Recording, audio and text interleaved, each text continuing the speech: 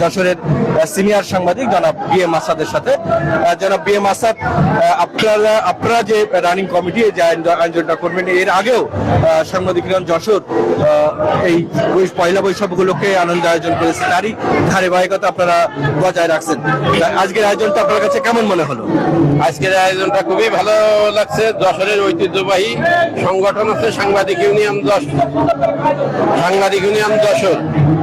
এই ইউনিয়ন আমরা আমাদের সদস্য এবং তাদের পরিবার বর্গের প্রতি বছর আনন্দ দেওয়ার জন্য আমরা পহেলা বৈশাখ, তারপরে এই যে বার্ষিক বনভোজন করে থাকি। আমরা এর জন্যে আমরা নিজেদের কাছে খুব আত্মতৃপ্তি মনে হয়। আশা করি আপনাদের দোয়া থাকলে এরকম প্রতিবাদ করতে পারবো। আর এর আগে দীর্ঘ 17 বছর ধরে অনেক চড়াই উত্তরাই পেরিয়ে আমরা এখন খোলা মনে সব অনুষ্ঠান করতে পারছি। এর জন্য আল্লাহর কাছে শুকরিয়া আদায় করি, জনগণের কাছেও প্রত্যাশা করি এরকম পরিবেশ সবসময় বজায় থাকবে।